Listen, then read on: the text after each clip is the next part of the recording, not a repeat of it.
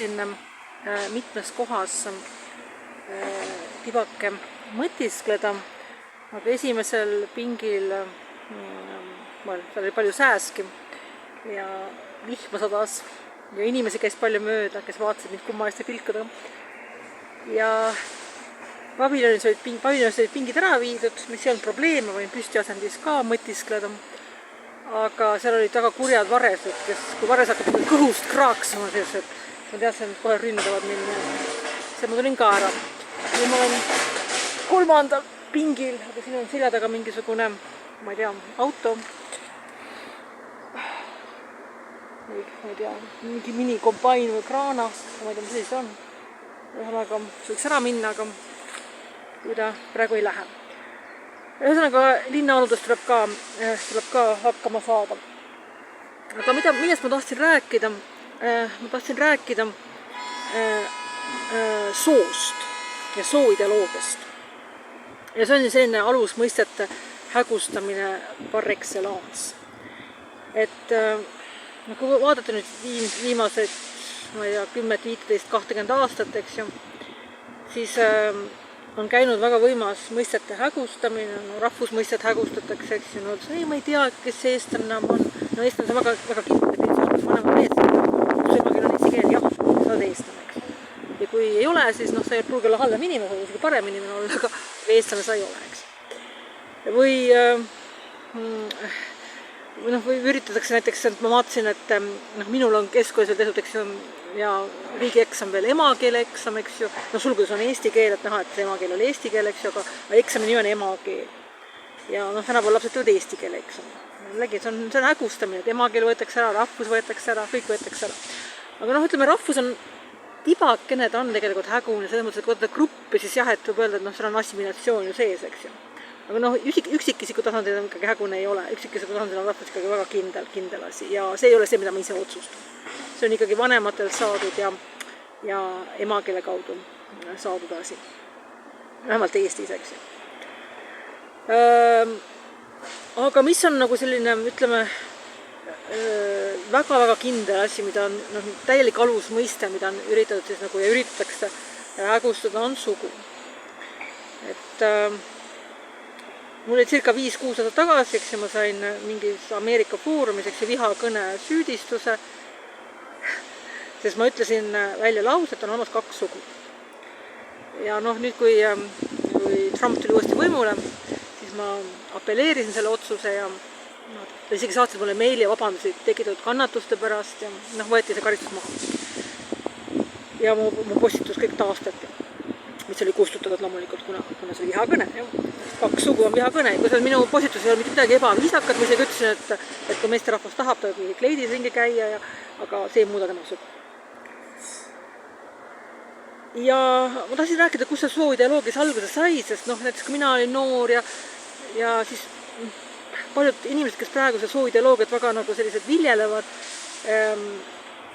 ei rääkinud sellest ei kippu ka kõppu. Et see tuli kuskilt nagu mingisugune nõindus või lummus neile aiu, eks ju. Aga see ongi, et see on läänest tulnud, teatavast lääneriikidest, Anglo-Ameerika riikides, eks ju. Ja kust ta on tulnud. Ja praegu on see mõttes huvitav, et 2 vastandlikku ideoloogiat on nende ideoloogide arvates nagu samaaegsed. Ma kohe räägin, miks on vastandlikud. Et esimene ideoloogia sai alguse sellest, et öeldi, et on olemas, eks ju, bioloogiline sugu on reaalsus, on mehed, on naised, eks ju, see on inglise keeles seks, eks ju. Aga on olemas ka selline nagu sotsiaalne sugu, gender inglise keele. Ja see on nagu, et see on siis nagu ühiskonna selline konstrueeritud, eks ju. Ja see teooria leidis väga palju pooldajaid, ka ütleme väga heade inimeste seas, selles mõttes, et on olemas sellised jäigad soorollid, jah. Ja jäigad soorollid ei ole õiglased. Näiteks mina olen nüüd viimasel ajal reisinud, eks ju, ja eile ma just teadvustasin, et mind on, eks ju, reisides sooliselt diskrimineeritud. Kindlalt lausa. Näiteks oli selline olukord, et ma olin äriklassi reisija ja teised reisijad läks ilusti, eks ju, sealt väravast läbi, oli üks meesterahvas, oli üks mees ja naine, oli paar, oli seal, eks ju. Ja siis neid ei küsita midagi, kõik pardakaart liiguvad läbi, aga mina sinna jõuan, siis see, kes seal töötab, see enne oma töötaja, eks ju, tema hakkab mulle väitma, et ma ei ole äriklassi reisija, kui ta pole pardas isegi näinud, eks ju. ja ma loomulikult ütlesin, et ma olen äriklassi reisija, et siis ma muidugi võib-olla tegin vea ka, et ma küsisin, et kas ma siis ei näe välja nagu äriklassi reisija. Ja selle peale, mina ei tea, ja selle peale ma muidugi küsingi. Ja ma oleks pidanud ütlema selle peale, et ma oleks, miks te teistelt ei küsin? Ja miks te teistelt ei küsinud, sellepärast, et tema jaoks on arusaamatu, et üksinda reisiv naisterahvas, eks ju, kes ei ole veel niimoodi üles mukitud ka kõvasti, et tema siis nagu üksinda reisiv äriklassi. Ja see asja naljakas külg oli selles, et see, kes seal väravas töötas, ta oli ise ka naine ja ta ei olnud kafane. Ka mulatit aru selline. Nii et ta nagu tegelikult, ma leidsingi natuke guugeldas, leidsin internetis umbes samasuguse olukorra, kus ei olnud ka kahva nägu ja kus oli naisterahvas, keda ka ütles, et 5 äriklassi järjekorrast on mind 3 korda välja käidud. Mis on sooline ja mis on ka rassiline. See on kindel, eks. See kõik on olemas, nüüd küsimus on, kui oli tähelepanu pöörama. Ma läksin ChatGPT, kes on selline pihisae robot, eks ju, kes aitab inimesi ja seletasin talle ilma emotsioonidega selle olukorra ära. Ja tema ütleski, et jah, et see, mis toimus, oli diskrimineerimine ja ütles, et ma peaksin kirjutama kaebuse. Ja tema ütles kohe, et ta kirjutab selle kaebuse minu asemel, et ma võin see lihtsalt siis ära saata. Mina ütlesin, et ei, aitäh, et ma ei ole vaja. Et ma ei tea, kas ma ütlesingi talle midagi, aga ma ei hakka mingit kaebust selle peale saatma, aga põhimõtteliselt miks see soovideoloogia esimene samm nagu toimima hakkas, oli see, et olukord oli tegelikult ebaõiglane mingites punktides, et see ei ole õiglane. Näiteks, kus ütleme, et Tallinnas võib vähem näha, sest Tallinna lennujaam on väiksem, eks ju, aga kui minna näiteks mõnda Frankfurti või Amsterdami või mõnda suurde lennujaama, eks ju. Siis väga, väga ruttu näed ära, et on hästi palju. On üksikuid mehi, kes üksinda reisivad, hästi palju, need on tohutult palju. Aga praktiliselt ei ole naisi, kes üksinda reisivad. Väga vähe, näpu otsaga. Et siis on küsimus, et mis toimub, et miks see olukord on nii halb, eks ju. Ja siis viimane kord, kui meil seal Tallinna lennujaamas oli äriklassi salongis, eks siis ma mingi hetkel tunnen, et keegi nagu hästi pingsalt jüllitab mind. Kas ma olen näo unustanud pesemata või juuksed kammimata, seda muidugi ka, jah. Aga vaatan, et mingi meesterahvas hästi pingsalt silmitseb mind. Mul hakkas hirm, aga imelik hakkas, siis ma selle peale hakkasin ise ka ringi vaatama. Ja mida ma panin tähele, et kõik reisijad, kes mul ümberringi olid mehed.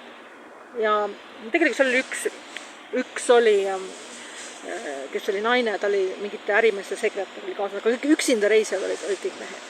Ja ma tundsin, kus ma olen, et teenindajad on siin naised, võib-olla seepärast pingsalt silmitsedki mind, et ta mõtlesin, ma olen äkki teenindaja, et läksin tema äärde tulema, talle mingit kohvi tooma või ma ei tea, miks ta mind niimoodi silmitses, aga see oli ebameeldiv. Ja see oli kindlasti, sellised olukorrad, muidugi ka käsitöö teema on olnud, eks üleval meedias, et miks ei tohi tüdruk linnumajakest ehitada või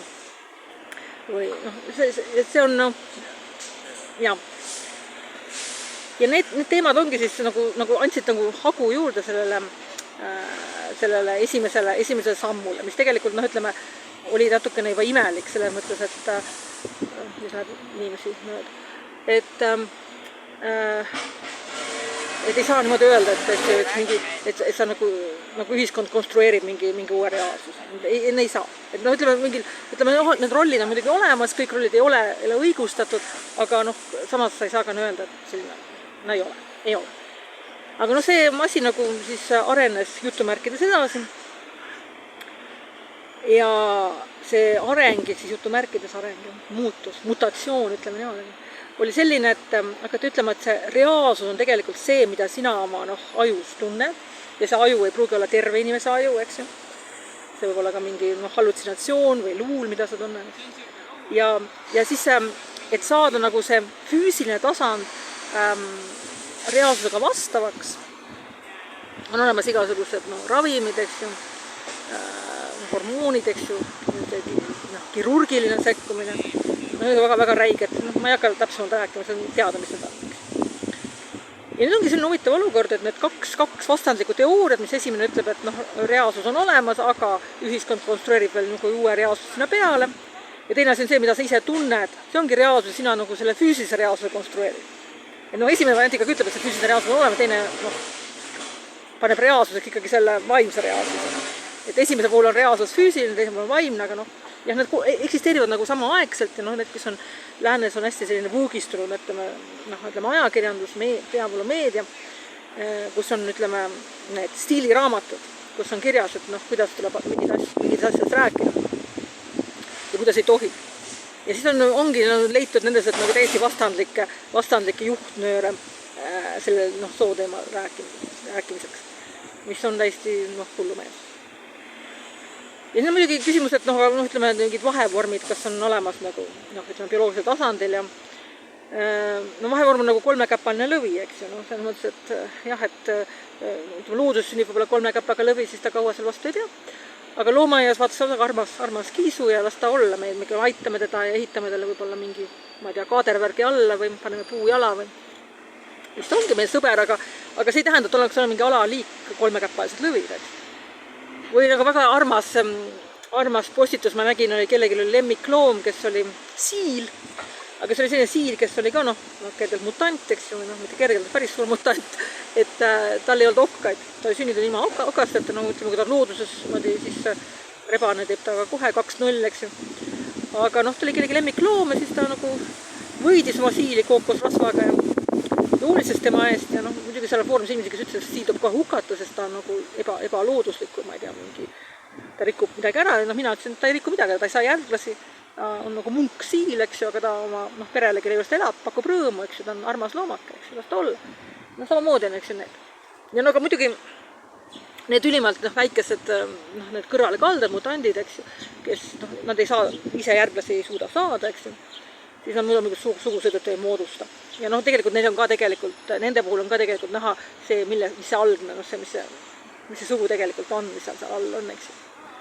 Aga mis on aktivistid teinud, nad on sinna lisanud kõvasti ohtralt juurde inimesi, kes mitte kuidagi, kes vahesooliseks ei suudaks isegi kõige parema definitsiooniga liigituda.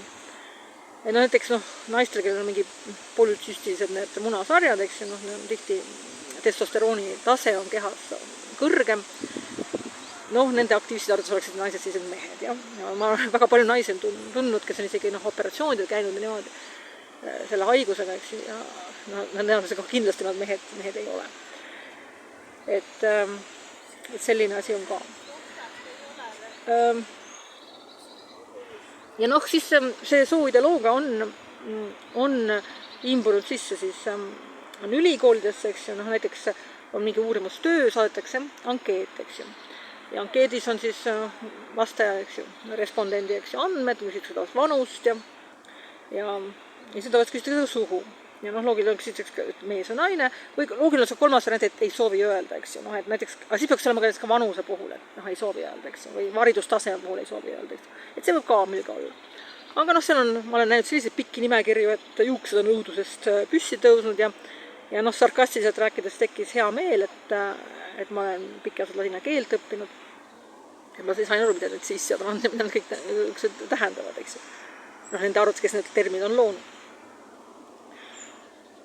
Ja seda surutakse peale, eks ju, mida ma olen teinud, et kui tuleb selline, pakuti pidin osalema uuringus, eks ju, andma isegi intervjuu ja ma ütlesin, ma hea meelega osalen, et ma saan rääkida, et raha ma ei taha, eks ju, see on kõik tasuta, ma vabatahtlikult.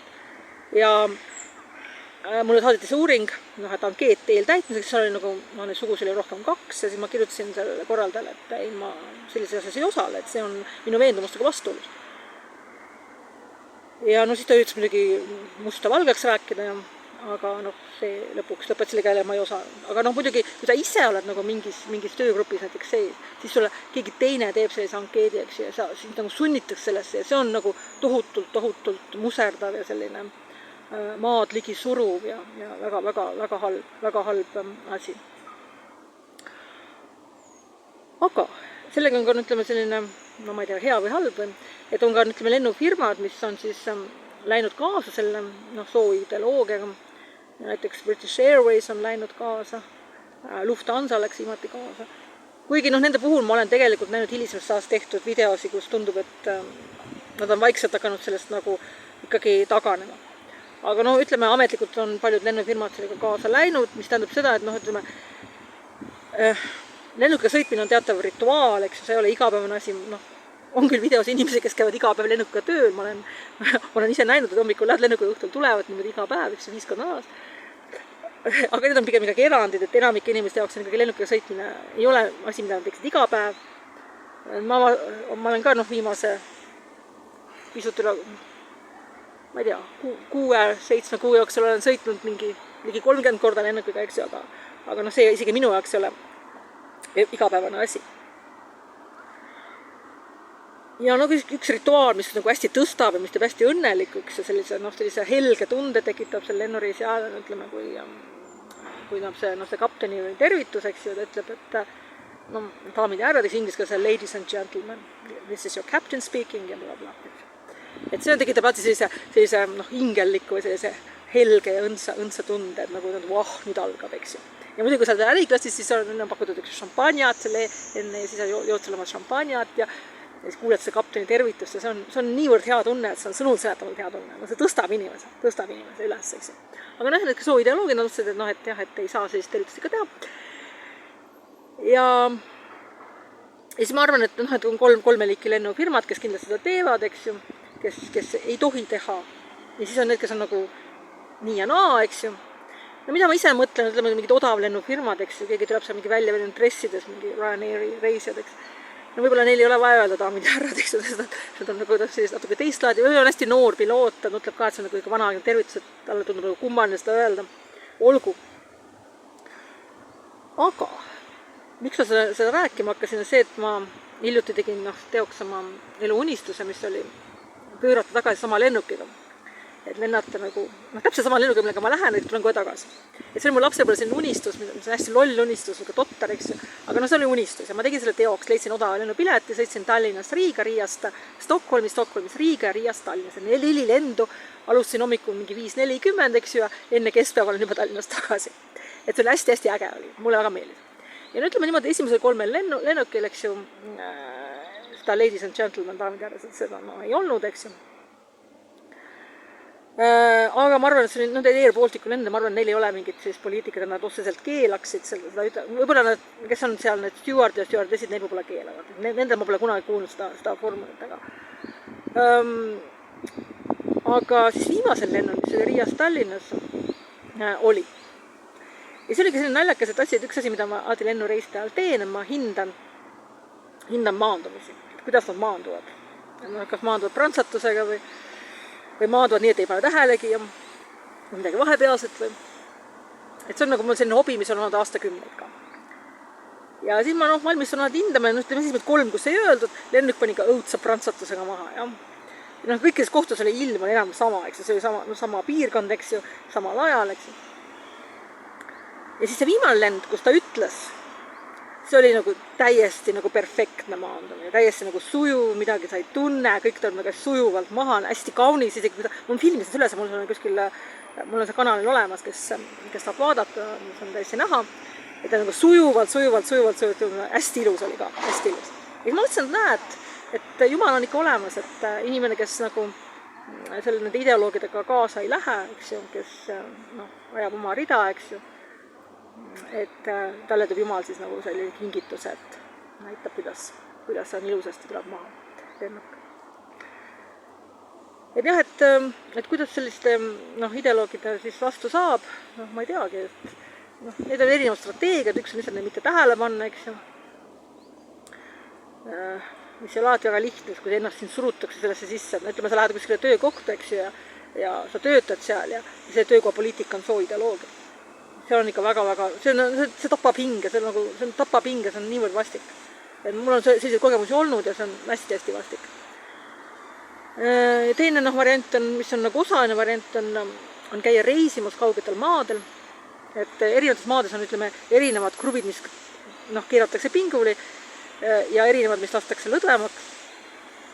Ja kui ma just Argentiinas käisin, siis oli see, et ma tundsin, nagu ma läksin mingi 1970. 80. aastate filmis, eks ju, tegema. Ja see oli minu jaoks väga hea tunne. See oli nagu mineviku Euroopasse. Ja tõsiselt hea tunne. Ma mõtlesin, see oli ka muidugi see, et seal on esimest korda elus, eks ju, ligi 50 aastat olin elanud selleks hetkeks, oli mul olukord, kus ma sain absoluutselt iga inimesega tänaval vestelda, absoluutselt iga inimesega. Ma võib-olla ei taha iga inimesega vestelda, aga see oli teoreetiliselt oli võimalik. Et ma mõtlen, et Tartus siin, et ma tahan, ütleme, nende, kes Tartus elavad, kes ei ole siin turistid, eks ju. Et siis see võimalik ei ole. Et see oli ka väga suur kingitus. no nii, inimesi hakkab siia palju võtti tulema, parem kui ma siit natukene lõpetan selle loo ära. Aga jah, et siis kokkuvõte oli siis see, et kuidas see ideoloogia tekkis, et alguses tekkis see, et oli tõsine mure, et nähti neid, et need soorollid on natukene liiga jäigad, eks ju, nad on tõepoolest diskrimineerivad. Näiteks see, et mulle see ennast tehti, see oli diskrimineerimine, eks. Aga sellega mind visati nagu laps koos pesuveega välja. Ja siis jõuti selliste liialdusteni ja siis hakati mõeldama, et reaalsus on hoopis see, mis sul peas on, ja siis keha sa kujundad reaalsuse järgi. Ja üks asi on võib-olla see ka, et kus on tegelikult natukene nagu jõudu juurde saanud, on ka eurooplaste nägemus kristlusest, ei ole tegelikult ju, ütleme ka Põhja-Ameerika tegelikult. Et kui küsida näiteks mõne eurooplasest või põhja-ameeriklasest kristlase käest, et mis nagu toimub pärast surma, siis ta hakkab sulle seletama mingist hingest ja kes kuskile läheb ja et see kehalisuse aspekt on nagu ära kadunud, mis tegelikult on kristluses ülioluline. Ja siis ma sain sellest aru, kui ma olin jällegi Argentiinas, ma olin Carlos Gardelli haual, hauad on tegelikult seal väärikatel inimestel on nagu majad, oma tänavad, eks ju, majadel on numbrid, eks ju. Ja siis oli seal ka mingid turistid olid sealt kõrval asuvast Ladina-Ameerika maalt olid, mis Peruust või kuskil sealt kandid.